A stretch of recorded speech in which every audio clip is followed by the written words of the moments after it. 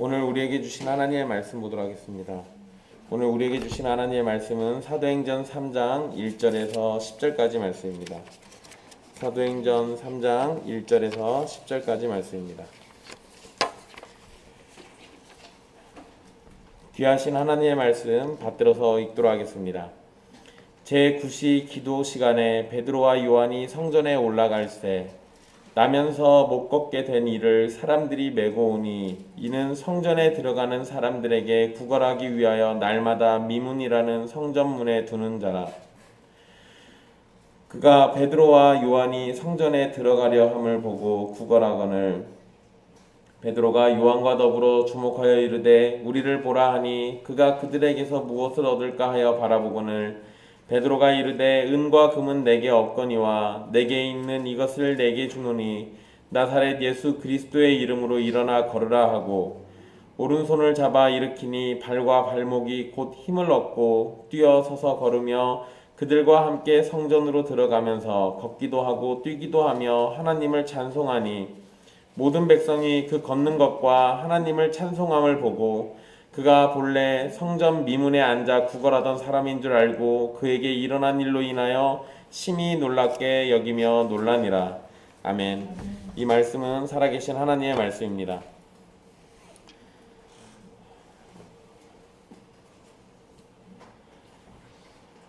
우리는 지난 시간에 초대교회의 모습을 살펴봤습니다.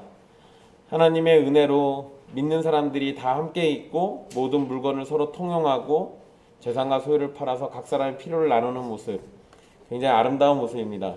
사도들의 가르침을 받아서 서로 교제하고 떡을 떼고 오로지 기도하기를 힘쓰는 그러한 모습들이 어떻게 나타났는지를 살폈는데요.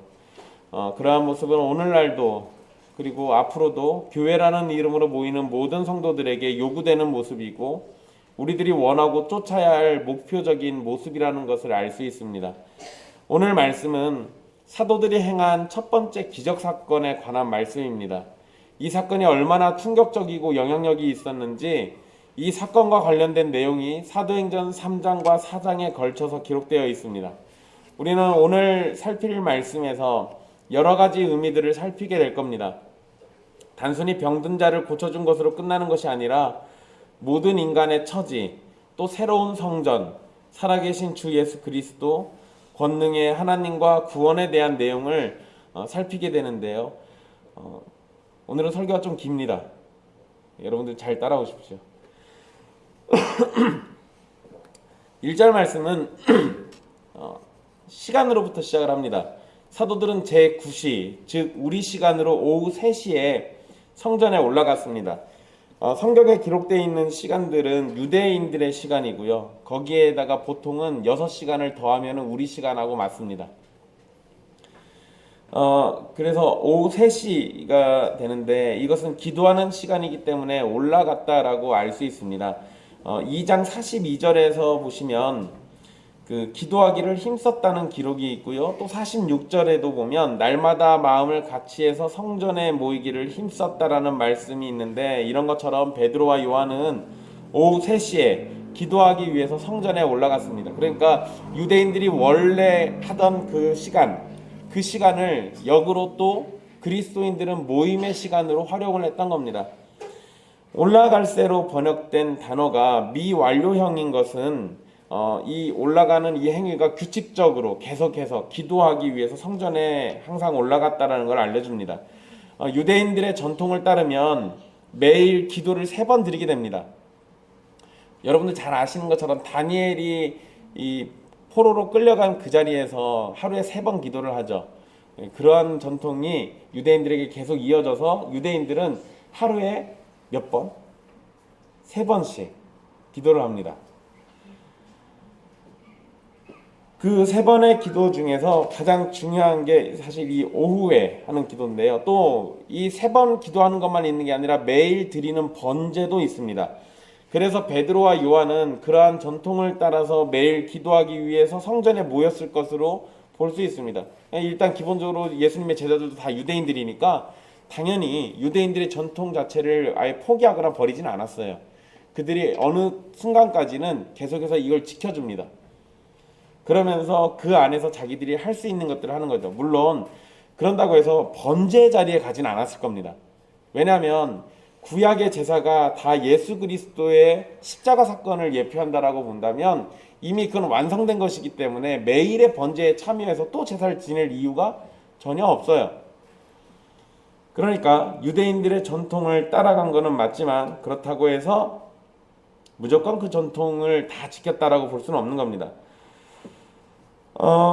이 2절에 보시면 나면서 못 걷게 된 사람이 등장을 합니다. 걷지 못하는 사람이라는 표현은 다리에 힘이 없어서 절거나 아예 걷지 못하는 사람을 가리키는 표현입니다. 근데 2절에서 보면 사람들이 메고 왔다는 표현을 보면 이 사람은 아예 못 걷는 사람인 것을 알 수 있어요. 또 나면서 못 걷게 되었다라고 이렇게 표현하고 있는데요. 나면서부터 못 걷게 됐다. 이 말은 문자적으로는 어머니 뱃속에서부터 걷지 못했다는 의미입니다.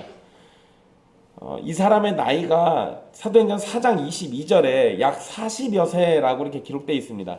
그러니까 이 나이가 이때 사건이 약 40여 세라고 한다면 이 사람은 약 20년에서 30년 정도의 사이를 두고 이 성전 앞에 앉아가지고 구걸을 했을 겁니다. 일정 나이가 되면 자기 스스로 또 돈을 벌어야 돼요. 근데 이렇게 몸에 장애가 있는 사람들은 스스로 돈을 벌지 못하기 때문에 일정 나이가 되면 구걸을 하게 됩니다. 그러니까 뭐 짧게는 20년, 길게는 30년까지 그 사이의 시간 동안 이 사람은 여기서 구걸하면서 지냈을 겁니다. 그렇다는 얘기는 뭐 20년만 놓고 치더라도 성전 앞에서 20년을 앉아가지고 구걸을 했으니 거기를 왔다 갔다 했던 사람들은 한두 번씩은 다 봤을 거 아니에요. 그러니까 을에 익숙한 사람이죠. 을에 익숙한 사람입니다. 제가 이 얘기를 해드리는 이유가 있어요. 여러분 그냥 어쩌다가 한번 불쌍한 거지를 만나면 우리가 불쌍하니까 도와줄 수 있어요. 그런데 매일 또는 자주 그 자리만 가면 있는 사람이 있어요. 그러면 우리가 매번 도와줍니까? 아니요, 그러기가 쉽지 않아요. 한두 번은 우리가 딱하다는 생각에 도와줄 수도 있는데 항상 그 자리에서 계속 이렇게 구걸을 하고 있다면 우린 그 사람에 대한 그 불쌍한 마음이 좀 식게 됩니다. 이 사람이 여기서 20년 넘게 있었다는 걸 생각해 본다면 이 사람이 도움받는 게 그렇게 쉽지만은 않았을 거라는 걸 우리에게 보여주는 거예요. 일단 그 얘기는 또 뒤에 가서 다시 또 해드릴게요. 요한복음 9장 1절에서 2절 말씀을 보면은요, 거기에 나면서부터 몸에 장애를 가지고 태어난 사람에 대한 얘기가 나옵니다. 근데 그때 당시 유대인들은 그걸 뭐라고 생각했냐면 하나님께 벌을 받은 죄의 결과라고 생각했어요. 그래서 그때 제자들이 물어봅니다. 이것이 부모의 죄입니까? 이 사람의 죄입니까? 이런 거 물어봐요. 그러니까 장애가 있으면 그걸 다 죄의 결과라고 이렇게 이해를 했습니다. 이건 부분적으로는 맞지만 그렇다고 해서 항상 맞는 거라고 얘기할 수는 없어요. 어쨌든 마찬가지로 나면서부터 못 걷게 된 이 사람도 유대인들에게는 흉악한 죄인으로 인식됐을 겁니다. 이 사람의 죄든 이 사람의 부모의 죄든 어쨌든 그 죄의 결과로 이렇게 됐다라고 인식하는 겁니다. 몸이 불편한 것도 힘들었을 텐데 사람들의 이러한 인식, 그러니까 죄인으로 보는 그러한 시각과 인식은 공동체 속에서 멸시와 조롱과 천대의 대상이 됐을 거예요. 사람들이 그냥 마냥 이렇게 좋아해주고 이러진 않았을 거란 겁니다. 유대교의 기록에 보면은요, 장애가 있는 사람은 부활을 하더라도 반쪽 인간이 될 거라고 봤습니다. 그러니까 유대인들은 장애인들에 대해서 굉장히 부정적이었어요. 그러니까 이렇게 장애가 있는 사람들을 차별하고 천하게 생각하는 게 당시 유대인들의 개념입니다. 이러면 안 되죠. 근데 여러분 이게 유대인들만의 개념입니까? 아니면 오늘날도 사람들이 갖고 있는 개념입니까? 뭐 우리는 그렇다고 해서 장애가 있는 사람을 나중에 부활할 때 이 사람 반쪽으로 태어날 거야, 다시 그렇게 부활할 거야, 이런 식으로 생각하진 않아요. 그런데 나도 모르게 장애가 있는 사람들에게 차별을 해요. 내가 차별하려고 하는 게 아니라 나도 모르게, 또는 나는 그거를 그 사람에게 선의로 좋은 의도로 했을지 모르지만 그걸 받는 사람은 그것이 차별이 될 때가 있어요. 그런데 유대인들은 그런 정도를 뛰어넘어서 그냥 공동체 안에서 장애가 있는 사람은 정상인으로 보지 않는 겁니다. 사실 몸이 좀 불편한 걸로만 여겨도 되잖아요. 그것보다 훨씬 더 나쁘게 생각했던 거예요. 나면서부터 걷지 못하게 된 사람은 특별히 장애가 있는 사람만을 의미하기보다 마치 어머니 뱃속에서부터 죄악을 가지고 태어나는 모든 인간이 처한 현실과 똑같습니다. 이거 다르지 않아요. 여러분, 장애가 있어서 하나님께 나아가지 못하는 사람처럼 우리들은 나면서부터 영혼과 지성에 심각한 마비와 오염이 있어서 하나님 앞에 나가지 못하는 존재들이잖아요. 그렇게 치면 몸이 불편한 장애인이나 하나님 앞에 죄악된 우리나 다 똑같이 비정상이에요. 온전하지가 않은 거죠. 우리의 죄 때문에 하나님이 우리를 거절하신다면 몸이 불편해서 거절당하는 것과 뭐가 다릅니까? 이렇게 보면 구원을 받지 못한 사람도 정상이라고 말할 수가 없는 거예요.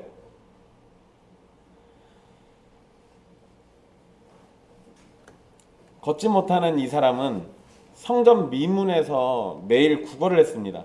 미문이라는 이 표현이요, 한자식 표현이라서 그렇습니다. 사실 이거 그냥 풀어서 얘기하면 아름다운 문이에요. 이것이 정확하게 어떤 곳인지는 모릅니다. 학자들마다 얘기가 다 달라요. 유대인들도 사실 미문이 정확히 어딘지 모릅니다.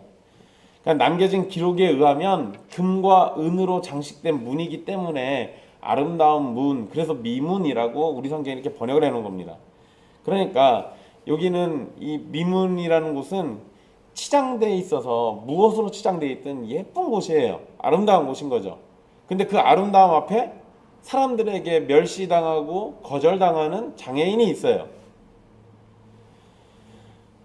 성전 미문에 앉아서 구걸을 했다는 것은 우리에게 중요한 사실을 지적해 주는데요. 성전은 하나님의 통치를 상징하고 은혜가 흘러나오는 장소입니다. 그런 성전의 첫 시작점인 문 앞에서 은혜가 절실히 필요한데 구걸하는 것 말고는 아무런 희망도 없는 사람이 앉아 있어요. 하나님의 은혜를 상징하는 장소인데 실제로 그 자리에 있는 사람은 은혜를 받지 못하고 있는 겁니다. 이상하죠? 정상이 아니에요. 이것은 건물로 된 성전이 그 기능을 잃어버렸다는 것을 보여주고 이제 새롭고 더 나은 성전이 필요하다는 걸 우리에게 알려주는 하나의 사건이에요. 이 건물로 되어 있는 그 성전 자체가 사실 중요한 게 아니라는 걸 우리에게 보여주는 거죠. 여러분, 이 이야기는 나중에 어디로 또 연결되냐면 스데반 이야기에서 또 연결돼요. 스데반이 유대인들에게 고발당해서 끌려갑니다. 근데 그때 끌려갈 때 거룩한 곳을 모독했다라는 얘기를 해요. 여기를 반대했다 이런 말을 듭니다. 거기에서 거룩한 곳은 성전이에요. 근데 스데반이 설교하면서 뭔 얘기를 하냐면요, 모세 이야기를 꺼내가지고 하는데 이런 말을 해요. 모세가 시내산에서, 호렙산에서 떨기나무 위에서 하나님을 만나죠. 그때 음성이 들리잖아요. 이곳은 거룩한 곳이니 내 신발을 벗어라. 거기 거룩한 곳이라고 하잖아요. 근데 스데반이 그 얘기를 꺼냅니다. 그 얘기가 뭔 의도겠어요? 성전만 거룩한 곳이 아니라 하나님이 임하는 곳이 거룩한 곳이다. 근데 유대인들은 뭔 생각을 합니까? 성전만 거룩한 곳이에요. 그곳만 거룩해요. 나머지는 거룩하지 않습니다. 근데 그게 아니라는 걸 알려주는 거예요. 이건 다음번에 다시 설교할 때 또 다시 얘기해 드릴게요. 어쨌든 거룩한 곳, 은혜가 가장 충만해야 할 바로 그 자리 앞에 은혜를 전혀 받지 못하는 한 사람이 있는 거예요. 비참한 거 아닙니까? 걷지 못하는 사람이 미문에 앉아서 구걸을 할 수 있었던 것은 구제라는 유대인들의 중요한 경건 생활 때문이었습니다. 율법에도 가난하고 궁핍한 사람들을 보살펴야 한다는 명령이 있어요. 이건 굉장히 중요한 명령입니다. 그래서 유대인들은 바로 이렇게 가난하고 궁핍한 사람들을 보살펴야 한다는 그 말씀을 따라서 구제를 통해 구원에 이를 수 있다고 생각하기까지도 했어요. 그러니까 그런 사람들이 많았습니다. 그래서 여러분, 우리는 보지 않지만 구약 외경이 있죠. 구약에 있는 여러 외경들이 있는데 그 중에 하나는 이 구제를 통해서 구원받는 걸 얘기해요. 그만큼 유대인들에게 있어서 구제는 굉장히 중요한 경건 생활이었습니다. 그러니까 이 구제가 유대인들에게 경건 생활이라는 것을 생각하면 그것을 바라고 성전 미문에 앉아서 구걸을 하면서 구제를 받기를 원하고 있는 거잖아요.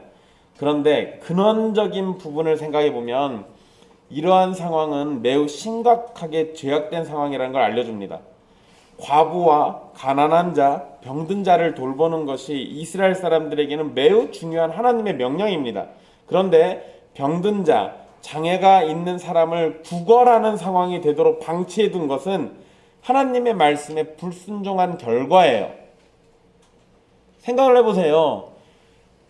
장애가 있는 사람이 먼저 나와서 구걸을 하고 있어요. 이 사람은 구제를 바라고 이러고 있는 거잖아요. 그런데 하나님의 말씀에 충실하게 했다면 이 사람이 굳이 거기까지 나오도록 안 만들었어야 맞아요. 그 사람이 살고 있던 동네 이웃들 또는 친척들, 가족들이 먼저 자신들의 재산을 나눠서 이 사람을 도와줬어야 맞아요. 그게 성경이 바라는 하나님이 원하시는 구제예요. 신명기 15장 4절에서 5절 말씀을 보시면요, 그 말씀의 내용이 이렇습니다. 이스라엘 백성들이 하나님의 말씀을 듣고 순종하면 반드시 복을 받아가지고 백성들 중에서 가난한 사람이 없을 것이라고 말씀하셨습니다. 그런데 여러분, 구걸하는 사람이 있다는 것은 그 자체로 뭐란 얘기예요? 하나님의 말씀에 전체적으로 불순종했다라는 것이고, 가난한 사람을 돌봐야 하는 이스라엘 사람들이 온전히 순종하지 않았다라는 걸 보여주는 겁니다.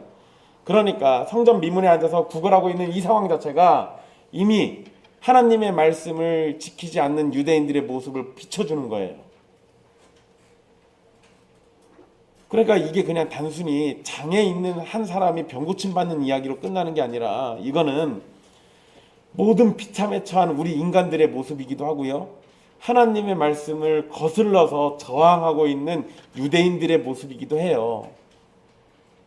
그러니까 이 상황은 우리하고도 동떨어져 있는 상황이 아니에요. 결국 걷지 못하는 사람이 구걸하는 상황은 모든 인간이 처한 상황, 즉 범죄에서 온전하지 못하고 계속된 범죄에 둘러싸여 죄에 죄를 더하는 상황까지 보여주고 있는 거죠. 여러분, 이 부분에서 교회는 어떻게 할 것인가를 좀 짧게 고민해 봐야 합니다. 우리 안에 만약에 가난한 자가 있고 만약에 구걸까지 해야 하는 상황이 발생한다면 그것은 우리 모두의 수치예요. 우리 막 교회 안에서 그러잖아요. 형제님, 자매님 이렇게 얘기하는데 내가 형제 자매라고 부르는 그 사람이 밖에 나서 구걸하고 있어요. 근데 나는 잘 먹고 잘 살아요. 얼굴에 막 기름기가 잘잘 흘러요. 여러분, 이게 마땅한 겁니까? 아니요. 초대교회 모습으로 보면은요, 이건 수치예요. 내가 누리는 모든 부는 하나님의 진노를 살 값입니다. 내 형제가 구걸하고 있는데 내가 그러고 마음껏 누리고 산다? 이상하잖아요. 정상적이지 않은 거예요.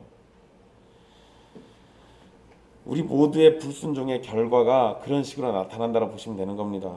사업의 실패나 사기를 당했거나 경제가 어려워져서 형편이 어려워지는 것이든 어떤 상황이라도 우리의 가족이나 우리의 형제가 구걸을 하는 지경까지 되었는데 구걸을 하도록 놔두는 것은 우리의 믿음까지도 의심해야 하는 상황이에요. 우리 안에 만약에 그런 사람이 있는데 우리가 그걸 다 같이 방치해두고 있다면 이건 우리의 믿음을 점검해야죠. 우리는 신자가 아닌 거예요. 정말 슬픈 일이죠. 근데 여러분, 제가 이 얘기를 왜 드리냐면 교회 안에 그런 일들이 없습니까? 아니요, 있잖아요. 있어요.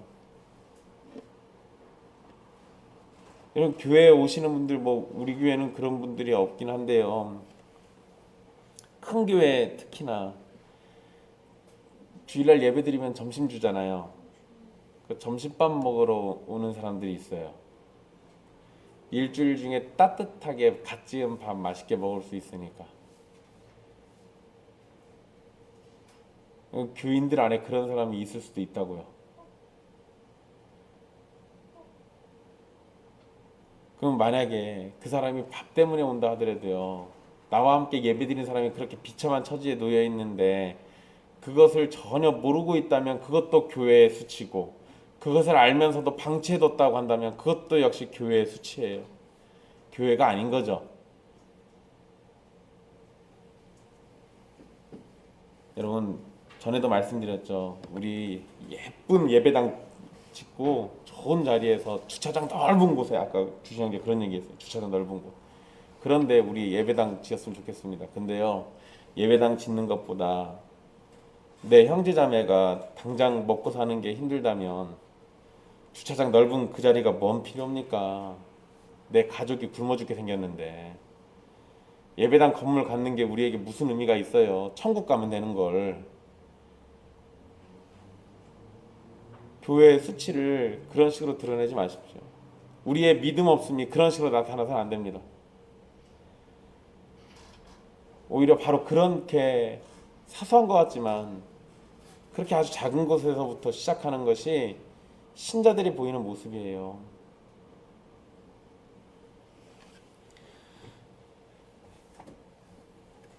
참된 교회라면 형제 사랑하기를 자신의 몸을 사랑하듯 하게 될 겁니다. 형제의 어려운 형편을 단순히 구걸하는 정도나 비참함에 내몰리는 상황에서도 적극적으로 돕지 않는 것은 결단코 있어서는 안 되는 모습입니다. 여러분들 꼭 기억하십시오. 걷지 못하는 사람은 항상 하던 대로 성전에 들어가려는 사람들에게 구걸을 했습니다.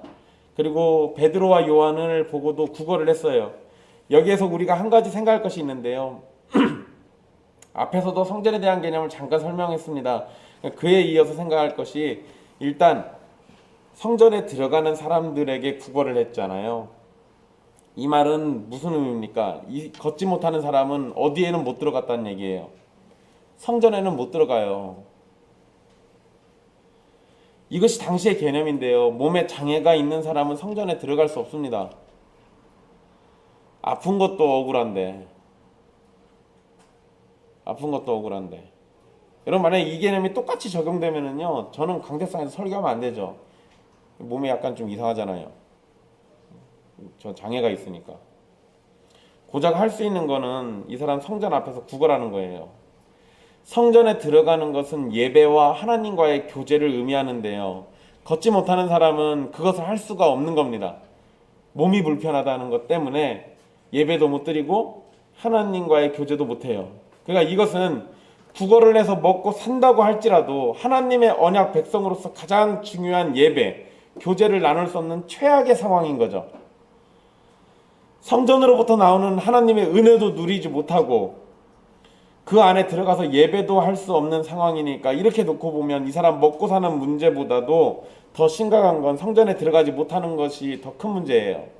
그런데 이제 성전에 들어가는 것보다 더 크고 복된 일이 이제 벌어집니다. 이제 벌어져요. 걷지 못하는 사람이 구걸을 할 때 사람들이 자신을 쳐다보고 관심을 가져주길 바라면서 하겠죠. 도와주세요, 저 좀 도와주세요 하면서 할 거 아니에요. 아니면 뭐 여러분, 제가 예전에 전북대 앞에서 보니까요, 그분은 절대 말은 하지 않아요. 그냥 엎드려만 있어요. 그래도 도와줄 사람들이 다 도와주긴 합니다. 근데 어쨌든 뭐 어떤 방식이든 사람들이 자신에게 관심을 가지고 도와주길 바랄 겁니다.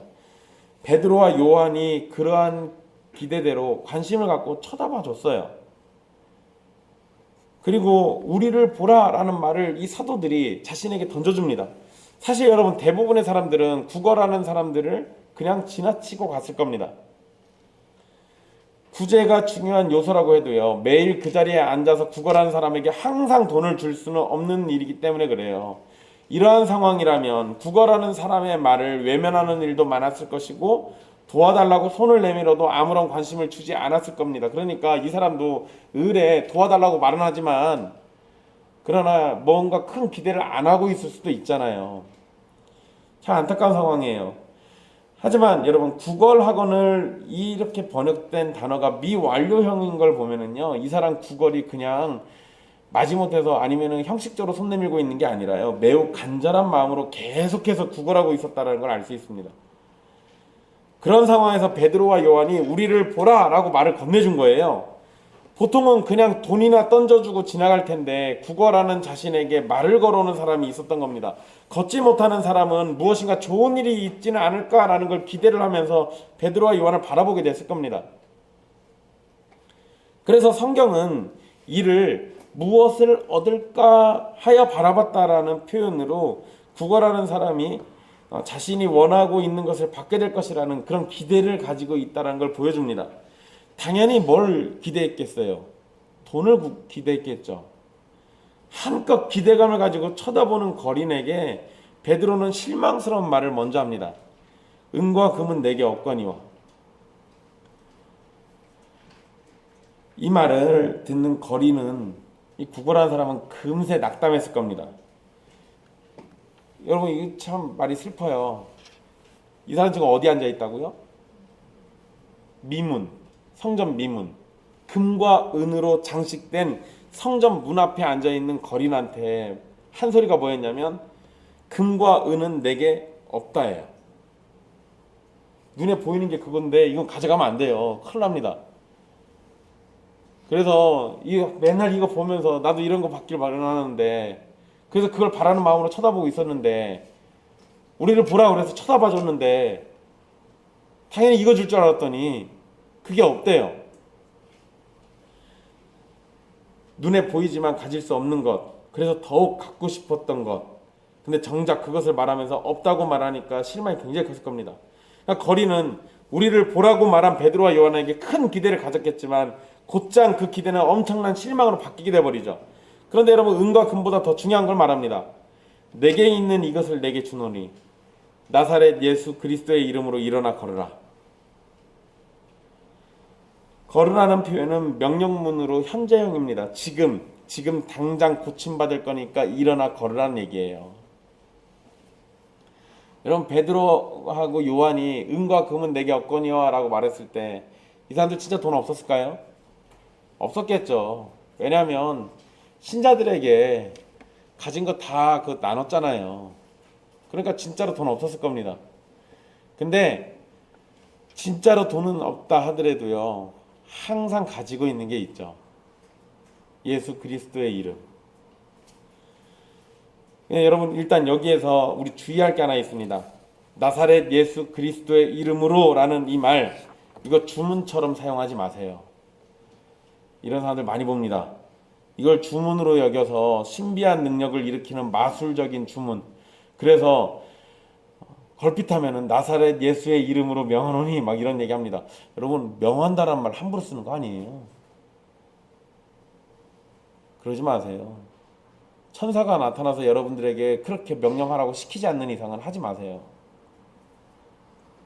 우리는 이러한 모습 사실 실제로 많이 봅니다. 생각보다 많은 사람이 나사렛 예수 그리스도의 이름으로 라는 말을 주문처럼 사용을 해요.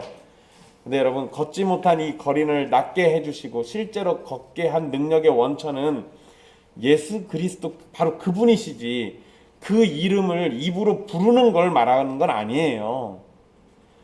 누구누구의 이름으로 라는 말은 누구누구의 권위로, 누구누구의 능력으로 라는 의미가 있습니다. 즉 예수 그리스도의 이름으로 라고 말할 때는 예수 그리스도의 권위로, 예수 그리스도의 권능으로 라는 의미가 돼요. 베드로는 자신의 권능도 아니고 어떤 주문을 말해서도 아니라 오직 예수 그리스도, 우리의 주님이시고 성자 하나님이시며 온 인류의 구원자이시고 모든 병든 자를 치유하시는 권능의 하나님을 의지해서 그분의 권위로 걷지 못하는 거린을 고친 겁니다. 그러니까 이걸 주문처럼 여기지 마시고 정말로 예수 그리스도의 이름을 쓰고 싶으시면 그 이름을 온전히 믿는 것부터 시작하세요. 그리고 이렇게 함부로 남발하면 안 됩니다. 은과 금이 있더라도 그것은 걷지 못하는 사람에게 절대적으로 필요한 게 아닙니다. 물론 여러분, 약간의 밥을 사거나 잠시 필요한 것들을 살 수는 있을 겁니다. 그렇지만 베드로에게 있는 예수 그리스도의 이름은 거린에게, 이 구걸하는 사람에게 영원히 필요한 것이고 절대적으로 필요한 거예요. 여러분, 이것도 역시 아까 그걸로 다시 또 돌아봅시다. 제가 이 장애에 있는 사람, 걷지 못하는 사람, 마치 죄악 가운데 태어나는 모든 인간들, 죄인들 같다라고 그랬잖아요. 여러분 사람 사는데 돈 필요합니까? 안 필요합니까? 필요하죠. 돈 없이 어떻게 살아요? 돈 있어야지. 돈들 많이 버십시오. 저 맛있는 것도 많이 사주시고. 근데 여러분 돈이 우리에게 편리함도 주고 필요한 것도 주기도 하지만 절대적입니까? 아니요. 돈은 절대적이지 않아요. 근데 무서운 건 돈이 절대적으로 필요한 것처럼 우리에게 보인다는 거예요. 근데 진짜로 절대적으로 필요한 건 돈이 아니라 예수 그리스도예요. 삼위 하나님이 우리에게 절대적으로 필요한 존재지 다른 게 우리에게 절대적으로 필요한 게 아니에요. 근데 우리는 착각한다라는 겁니다. 돈이 절대적으로 내 인생에 필요한 것으로 여겨요. 물론 여러분 돈 많으면 좋죠. 돈이 넉넉하면 좋아요. 편리하기도 하고요. 그런데 그것이 나를 영원한 하나님의 형벌로부터 구원해 주지 못하고 나를 사단의 그늘 아래에서 사망 권세의 그 그늘 아래에서 건져주지 못하잖아요. 사람에게 가장 필요한 게 도대체 뭡니까? 잘 먹고 잘 살다가 잘 죽는 거예요? 그 이유는 어떻게 하실 겁니까? 죽고 난 이후에 어떻게 할 거예요?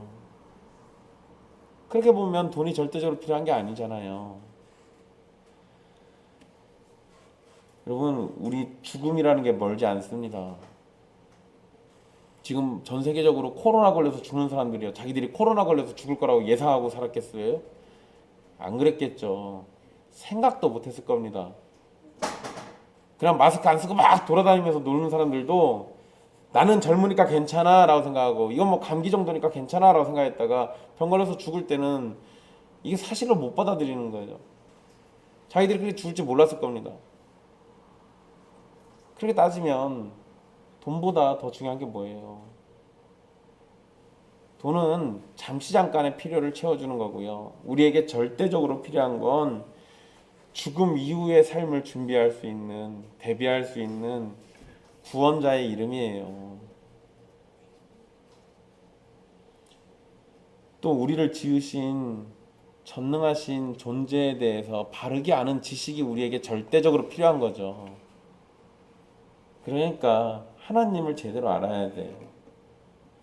그러니까 여기서 은과 금은 내게 없다라고 얘기할 때 이건요 당연히 절대적으로 필요한 거 그건 아닌데 너한테 절대적으로 필요한 걸 내가 줄게 라고 얘기하는 거랑 똑같은 겁니다. 은과 금은 세상을 상징하는 것이라고 생각할 수도 있어요. 그것은 잠깐의 필요만을 채워줄 뿐입니다. 세상이 줄 수 있는 것은 잠깐 배를 불릴 수 있는 돈과 잠깐 누워서 쉴 수 있는 공간뿐이에요. 영원한 회복과 영원한 치유와 영원한 복락은 세상이 줄 수 있는 게 아닙니다. 이거 잘 생각해 보셔야 돼요. 여러분 범죄한 아담과 하와가 자신의 부끄러움을 감추려고 뭘 합니까? 무화과 나무 잎으로 치마를 엮어서 몸을 가렸어요. 하지만 아담과 하와가 사용한 무화과 나뭇잎은 잠깐은 가릴 수 있지만 영원히 부끄러움을 해결해 줄 수 있는 것이 아니었습니다. 그래서 아담과 하와의 벌거벗은 몸을 영원히 가릴 수 있도록 예수 그리스도께서 그들의 옷이 되어 주셨죠. 마찬가지예요. 은과 금은 잠깐의 유익이 될지는 모르지만 영원한 해결책이 되지 못한다라는 겁니다. 그러니 이런 개념을 생각해 볼 때 은과 금은 없지만 베드로는 영원히 복되시고 가장 복되시고 모든 인간에게 가장 필요한 예수 그리스도를 가르쳐 준 거예요. 이게 중요하죠. 이게 중요합니다. 또 우리가 생각할 점이 하나 더 있습니다. 예수 그리스도의 권위로 외쳐진 명령은 예수 그리스도께서 능력을 행해 주실 것이라는 굳센 믿음으로 한 것이에요. 하나님의 뜻이 있다면 그리스도의 능력은 걷지 못하는 사람에게 가장 필요한 것을 줄 겁니다. 바로 이런 점에서 우리는 예수님의 부활과 연결해서 이걸 또 생각할 수 있는데요. 사람들은 예수님께서 부활하셨다라는 제자들의 증언을 듣고 3,000명이나 되는 사람들이 회개하고 세례를 받는 역사가 일어났어요. 그렇지만 아무리 그런다 할지라도 여전히 예수님의 부활을 실제로 느끼기에는 뭔가 좀 불안하겠죠. 막 수천 명이 갑자기 회개하고 예수님을 믿는 일이 벌어진다 하더라도 사람들이 그냥 단체로 미쳤나 보다 이렇게 생각할 수도 있잖아요. 그런데 여러분, 지금 사도들이 예수님의 이름으로 기적을 행하는 것은 그 이름의 주인이신 예수님께서 권능을 여전히 행사하시는 살아계신 분이라는 사실을 깨닫도록 만들어주는 거예요. 그러니까 이게 단순히 예수님의 이름이 외쳐질 때 죽은 존재여도 그 이름만 부르면 살아나는 이런 게 아니라, 그분이 살아계시니까 그분의 이름을 의지해서 믿음으로 요청했을 때 우리의 믿음에 살아계신 바로 그분이 반응을 보이는 거예요. 그러니까 이 사건은 이 자체로만으로 예수님의 부활을 증거하는 확실한 증거가 됩니다. 이 사건 자체가 예수님의 부활을 증거해주고 있는 거예요. 과거에 예수님께서 중풍병자에게 내가 내게 이르노니 일어나 내 침상을 가지고 집으로 가라 라고 말씀하셨죠. 그때 그 말씀을 들은 병자가 예수님의 능력으로 곧장 병이 나서 침상을 들고 집으로 돌아왔던 것처럼, 베드로가 지금 예수님의 이름을 언급하면서 병고침이 일어났다는 것은 그때 그 중풍병자에게 말씀하신 그 예수님의 능력이 지금도 유효하다. 근데 그 능력이 유효하려면 그분이 살아계셔야 한다, 죽어야 한다? 살아계셔야 한다는 거예요. 살아있는 분이니까 그분에게서 능력이 나오는 거 아닙니까? 그러니까 예수님의 이름으로 일어나 걸어라 라고 얘기할 때 바로 그것 자체가 우리 주님은 여전히 능력이 있으시고 그 능력의 주인이신 예수님께서 지금도 살아계신다라는 걸 증거하는 겁니다. 앞에서 언급한 것처럼 성전에 들어가지 못한 것이 걷지 못하는 사람에게 있어서 더 안타깝고 안 된 일이었는데요, 이제 성전보다 더 크신 분인 예수 그리스도의 이름이 선포되고 성전에 들어가지 못하는 부정함이 모든 것을 정결케 하시는 예수 그리스도의 이름으로 해결을 받은 겁니다. 그 위대하고 대단한 성전도 어떻게 해주지 못하는 것을 예수 그리스도께서 해결해 주신 거예요. 그러니까 예수님이 성전보다 더 크신 거죠. 감히 비교할 수가 없는 거예요. 감히 비교할 수가 없습니다. 여러분, 이렇게 생각하면은요, 아까 예배당 얘기 잠깐 나왔는데요, 우리 보통 일반적인 교회에서는 예배당을 성전이라고 부르잖아요. 성전을 잘 지어야 돼. 성전이니까. 성전보다 더 크신 분이 있는데 뭘 성전을 잘 짓고 말고 합니까? 성경에 가르친 대로 하자면 성전을 잘 짓고 말고 이게 중요한 게 아니라 성전보다 더 크신 예수님을 더 잘 아는 게 중요한 거겠죠. 건물 짓는다고 헛수고하는 거 딱해요. 여러분, 물론 건물 예쁘게 잘 지으면 좋아요. 근데 그걸 성전이라는 말도 안 되는 이름 붙여가면서 거룩한 장소처럼 여기고, 저는 그런 사람들이 예수님을 도대체 얼마나 사랑하는지 확인해 보고 싶어요. 예수님은 얼마나 알고 있는지 확인해 보고 싶습니다. 여러분, 우리 그런 거 헛된 거에 여러분들의 시간과 믿음과 마음을 뺏기지 마십시오. 우리 그런 거에 현혹되지 말아야 돼요. 사실 여러분, 대부분 그거에 현혹돼 가지고 성도들 힘들게 하는 건 목사예요. 목사들이 다 죽어야 돼요. 성전이 아무리 위대하고 대단해도요, 그 성전보다 더 크신 우리 주 예수님이 있습니다.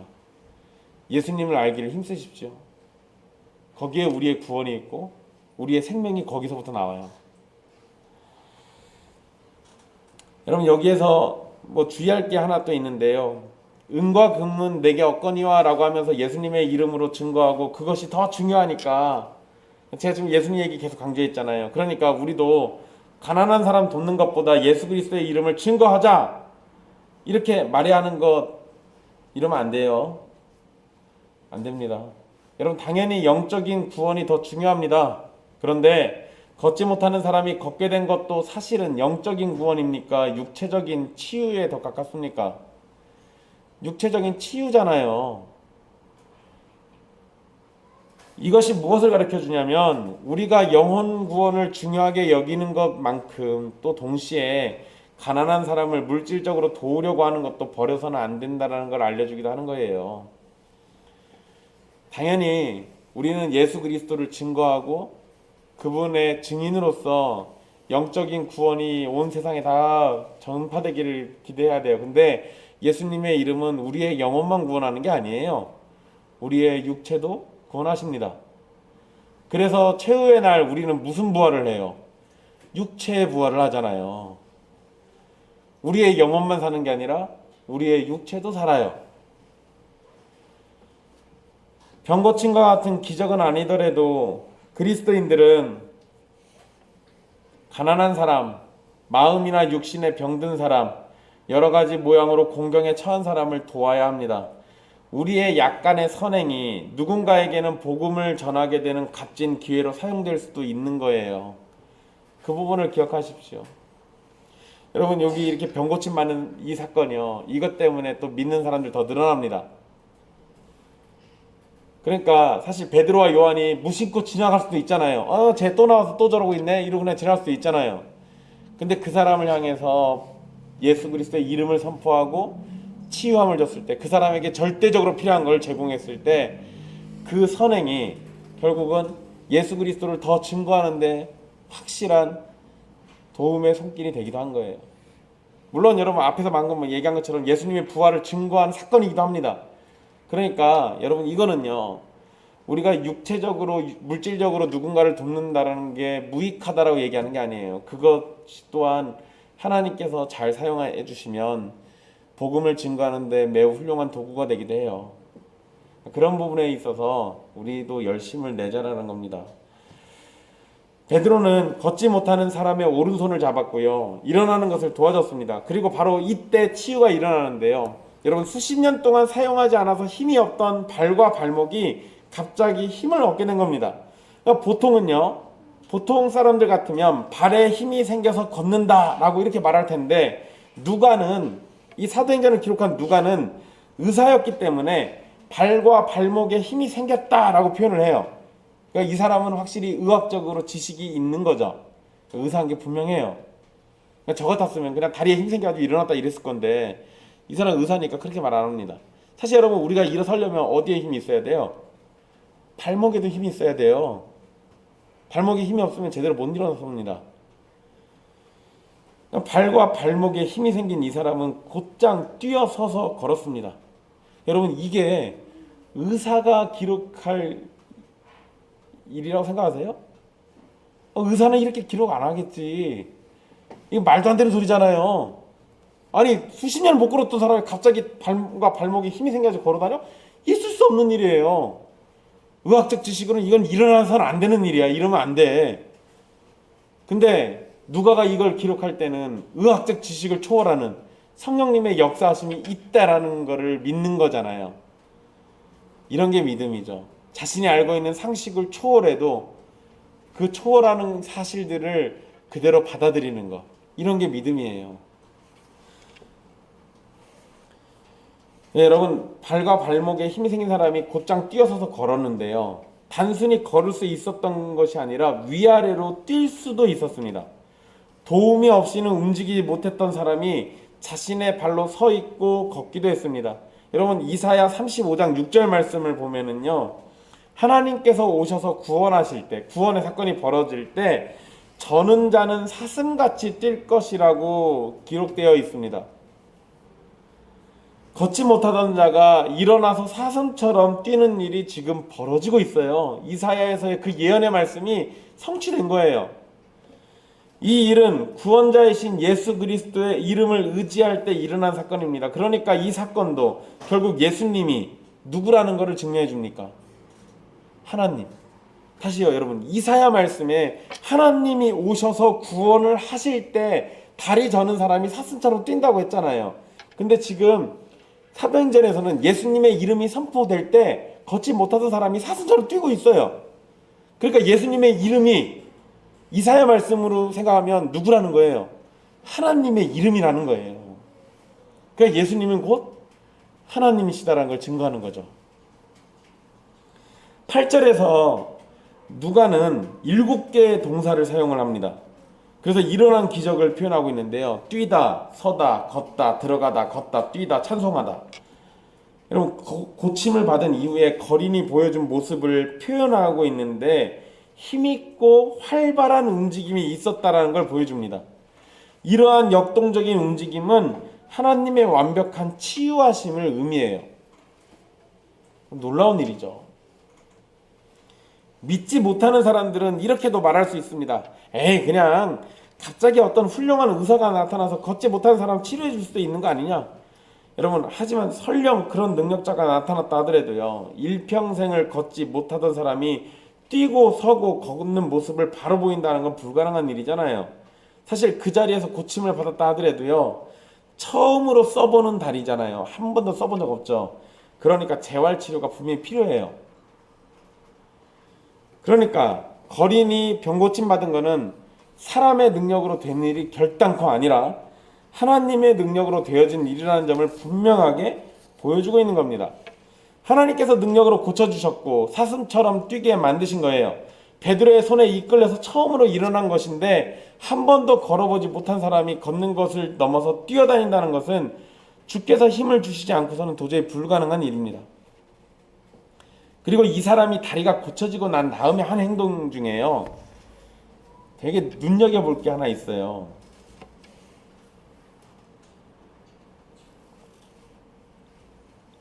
8절에 보시면요, 뛰어서서 걸으며 그들과 함께 성전으로 들어가면서, 사도들과 함께 성전으로 들어갔다는 말씀이 기록되어 있습니다. 쳐다만 봤어요. 일평생을 40년 동안 한 번도 들어간 적이 없습니다. 들어가면 안 돼요. 왜? 나는 부정하니까. 근데 예수님의 이름이 선포됐을 때 그 이름으로 인해서, 그분의 권능으로 인해서 쳐다만 봤던 그 성전에 들어가게 됩니다.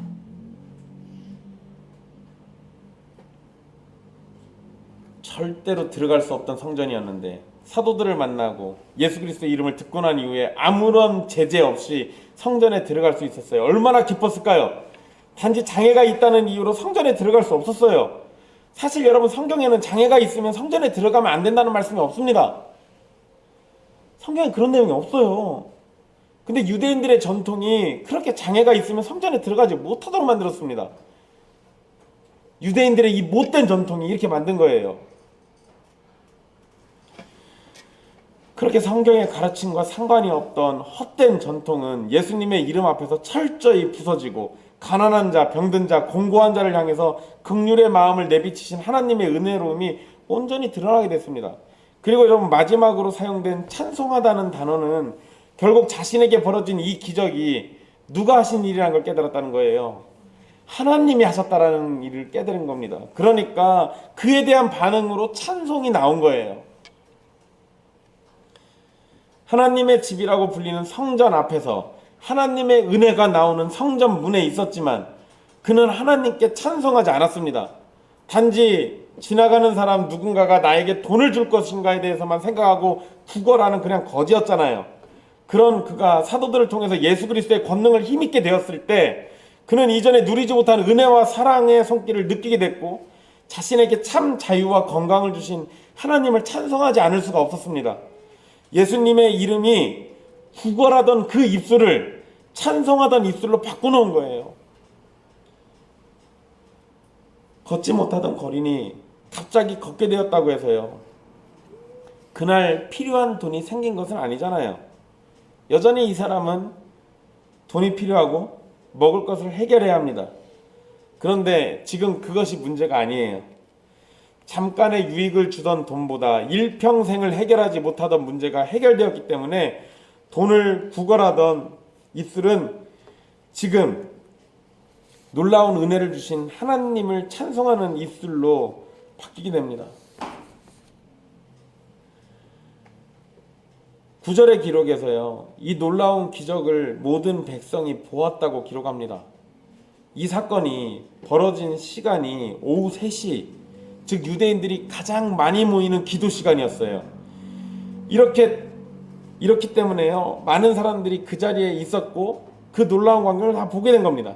걷지 못하던 사람이 고침을 받은 것도 놀라운데 그 대상이 누구였냐면 미문에 앉아 구걸하던 바로 그 사람이에요.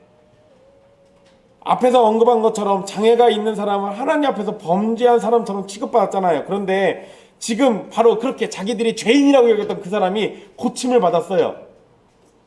그러면 유대인들의 개념대로 하자면 이게 뭔 일이 벌어진 겁니까? 죄사함이 벌어진 거예요. 죄사함을 받지 않고서는 이게 병이 고쳐질 리가 없다니까요. 유대인들의 개념대로만 해도 이런다고요. 그러니까 죄사함과 더불어서 병고침을 낳을 수 있는, 죄사함을 뛰어넘는 그 이상의 은혜가 주어졌다라는 것을 유대인들이 보게 된 거예요. 사람들은 구걸하던 사람이 걷고 뛰는 것을 보고 또 하나님을 찬송하는 것을 보게 됐습니다. 그리고 그것을 본 사람들의 반응은 심히 놀랍게 여기며 놀라니라 라고 기록되어 있습니다. 여러분, 우리 성경에 심히 놀랍게 라고 번역한 표현은요, 놀라다, 두려워하다, 경외하다 이런 의미고요. 또 놀라니라 이 말도 깜짝 놀라다, 경악하다 이런 의미가 있어요. 그러니까 누가가 이렇게 비슷한 의미의 단어를 함께 사용한 것을 보면 당시 사람들이 매우 크게 놀랐다라는 걸 표현하고 있는 거예요. 태어나면서부터 장애를 가진 사람은 전혀 소망이 없는 사람입니다. 살다가 장애가 생긴 사람이라면 원래대로 돌아가기 위해서 치료를 할 목적이라도 생기는데요. 처음부터 장애가 있던 사람은 더 나빠지지 않게 해주는 것이 전부예요. 의술의 아버지인 히포크라테스라고 있죠. 이 사람이 사람을 평생 장애인으로 만드는 병이 여러 가지가 있는데 그 중에 하나가 걷지 못하는 병이라고 했어요. 치료가 불가능하다고 생각한 거죠. 이것이 당시의 생각입니다.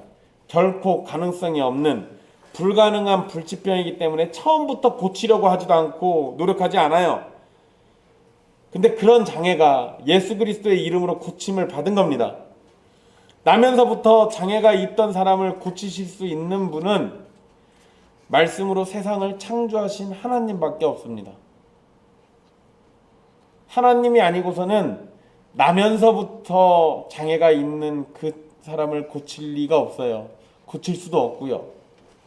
그런데 베드로와 요한은 예수님의 이름으로 오직 창조주 하나님만 하실 수 있는 기적을 일으켰습니다. 결국 이 얘기는 예수님이 누구라는 거예요? 창조주 하나님이시라는 거예요. 창조의 능력이 있지 않고서는 나면서부터 만들어진 그 잘못된 다리가 고쳐질 리가 없다고요.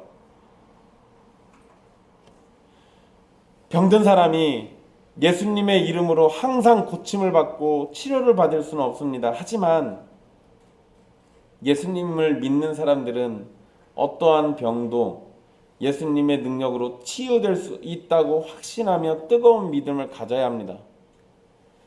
예수님께서 하나님이시니까 우리들의 아픈 몸을 얼마든지 고치실 수 있어요. 하나님의 뜻과 계획과 정해진 때가 있다면, 또 그렇게 된다면 얼마든지 우리는 고침을 받을 겁니다. 그러니까 병든 자, 장애가 있는 사람은 낙담하지 마시고 우리를 고치시고 회복시켜 주시는 예수님의 능력을 의심하지도 마십시오. 혹여 우리를 치료하시지 않는다고 할지라도요, 그게 능력이 없으셔서가 아니라 우리의 병든 몸으로 더 크신 일을 위해서 일하시기 위함이라는 걸 믿으십시오. 물론 당사자들은 힘들 수 있습니다. 왜 하나님, 왜 내가 이런 걸 겪어야 합니까? 왜 하나님 나에게 이런 어려움을 주십니까? 이렇게 얘기할 수 있어요.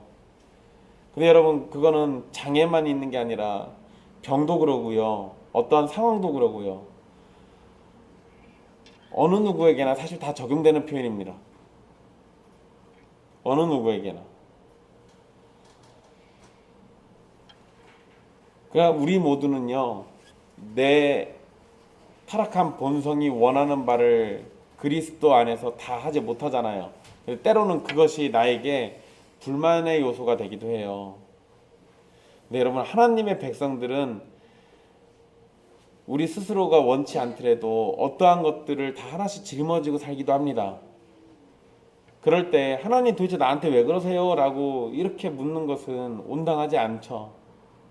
하나님, 이거 도대체 언제까지 제가 이래야 할까요?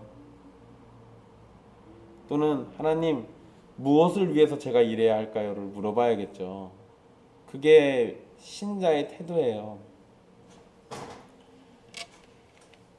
여러분, 더 크신 일을 위해서 하나님이 우리에게 병든 몸을 주시기도 하고 어려운 상황을 주시기도 합니다. 제가 이 본문 가지고 설교 준비할 때요, 일주일을 알았어요. 우리 가족들 가운데 병든 자가 있고 아픈 사람이 있으니까 이걸로 설교 안 할까 생각도 했습니다. 목사인 저도 우리 가족들 가운데 병들고 아픈 사람을 하나님께서 어떻게 하실지는 잘 모르겠습니다. 그리고 왜라는 질문을 해보면 도대체 왜 우리한테 그런 걸 주셨는지 우리도 잘 모르겠어요. 그런데 한 가지 확신할 수 있는 거는 하나님은 우리를 사랑하신다는 겁니다. 그 사랑에는 의심이 없습니다. 그러니 비록 우리는 아프고 괴롭고 불편하겠지만 우리를 사랑하시는 하나님께서 우리를 위해 일하시니 주님의 때를 기다립시다. 구걸할 수 있을 때부터 성전 미문에서 구걸을 하면서 살던 걷지 못한 사람은 하나님의 임재를 상징하는 성전 앞에 있지만 그 앞에서 절망스러운 삶을 살아야 했습니다. 하지만 베드로가 자신에게 있는 나사렛 예수 그리스도의 이름을 말해주고 예수님의 권능으로 일어나 걸으라고 명령을 했을 때 성전보다 더 크신 예수 그리스도께서 태어나면서부터 걷지 못한 거린의 발과 발목에 힘을 주시고 걷고 뛰게 하셨어요. 건물인 성전은 영적인 성전이신 예수 그리스도로 바뀌게 된다는 걸 우리에게 명확하게 보여주는 사건입니다. 이제 이 성전은 예수 그리스도 앞에서는 아무런 의미도 중요성도 없는 거예요. 또한 사도들이 증거하는 예수 그리스도와 그의 복음이 참되다는 것을 하나님께서 이렇게 증거가 되도록 기적을 허락하셨어요. 근데 여러분, 병고침은 우리에게 없는데 예수님의 이름은 우리에게 있잖아요.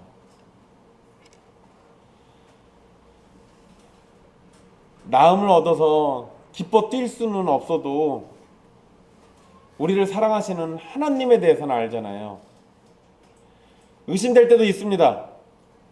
아니, 남들은 그렇게 잘 고쳐주시던데 왜 나는 또 안 고쳐주시는지 그럴 수도 있어요.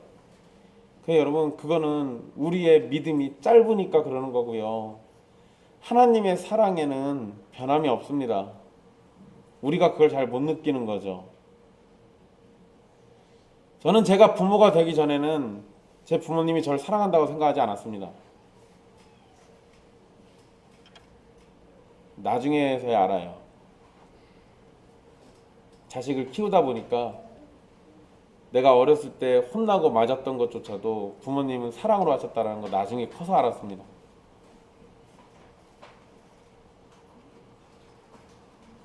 부모님의 사랑에는 자식들에게 변함이 없었어요.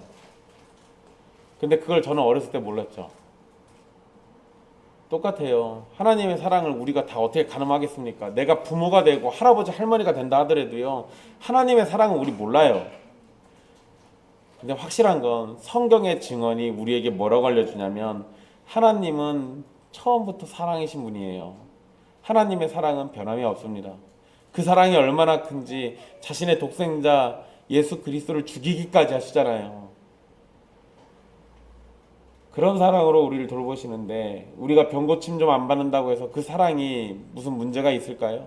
아니요, 그러지 않습니다. 그냥 의심하지 마십시오. 예수 그리스도의 이름은 성전에 들어가지 못하는 소망이 없는 자에게 회복을 허락하고 하나님과의 참된 교제를 누릴 수 있도록 해줬습니다. 장애라고 차별을 받던 사람도 예수 그리스도 안에서 얼마든지 하나님께 용납될 수 있습니다. 즉 구원에 있어서 차별이란 존재하지 않는다는 거죠. 감사한 일이에요. 예전에는 차별받았습니다. 몸이 좀 아파요? 안 돼, 못 들어가요. 근데 여러분, 예수님 죽으시면서 성전 휘장이 갈라졌잖아요. 선택받은 자만 들어갈 수 있던 성소에 어느 누구나 다 들어갈 수 있게 됐어요. 예수님의 이름을 믿는 자는 그 자리에 두려움 없이 임할 수가 있습니다.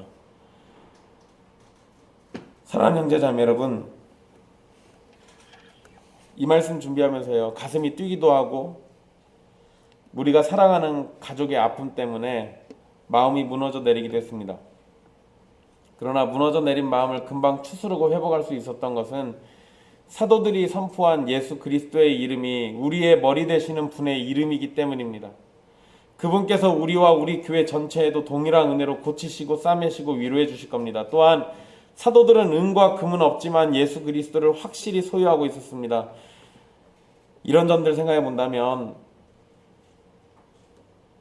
우리는 왜 나는 안 고쳐주세요 이거 따지기에 앞서서요, 우리는 무엇을 가지고 있는가부터 생각해 봐야지 않겠습니까? 여러분은 뭘 가지고 계십니까? 은과 금을 가지고 계세요? 아니면 일어나 걸으라고 말할 수 있는 예수 그리스도의 이름을 가지고 있습니까? 또 우리는 무엇을 보여줄 수 있을까요? 아름답게 치장된 성전의 문을 보여줄 수 있을까요? 아니면 소박하더라도 주 예수 그리스도의 권능이 함께하는 교회를 보여줄 수 있을까요? 권능이 함께하는 교회예요. 고마워. 우리는 개혁교회라는 이름으로 불리기도 합니다. 그런데 그 이름이 우리에게 은과 금이 될지도 몰라요. 그래서 두렵습니다. 우리를 어떤 이름으로 부르든 그것이 중요한 게 아닙니다. 우리가 예수 그리스도의 이름을 부르고 의지하고 그분의 권능을 바랄 수 있느냐가 중요한 거죠. 할 수만 있다면 은과 금도 많이 있으면 좋겠습니다. 가난한 사람들 돌보고 형제와 형제교회를 살피며 도울 수 있을 것이기 때문에 그래요. 그러나 그것보다 예수 그리스도를 더욱 알고 더욱 친밀해져서 예수 그리스도로만 가득 채워주는 저와 여러분이 되기를 열망합니다. 우리는 은과 금이 없을지라도 세상에서 가진 것이 먼지뿐일지라도 내게 있는 장애가 전혀 고쳐지지 않고 가진 병들로 날로 더욱 힘들어진다 하더라도 하나님의 택하신 백성에게 주신 복되고 영광스러운 가장 아름다운 바꿀 수 없는 바로 그 이름, 우리 주 예수 그리스도의 이름으로 허락되어 있음을 기억하십시오.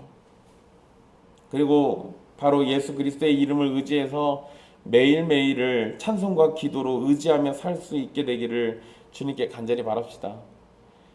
우리 모두 은과 금 또는 그 이상의 무엇이 없다 할지라도 예수 그리스도를 가진 자로 세상이 줄 수 없는 참된 복을 누리는 참 하나님의 자녀들로 은혜를 받게 되기를 간절히 바랍니다. 기도하겠습니다.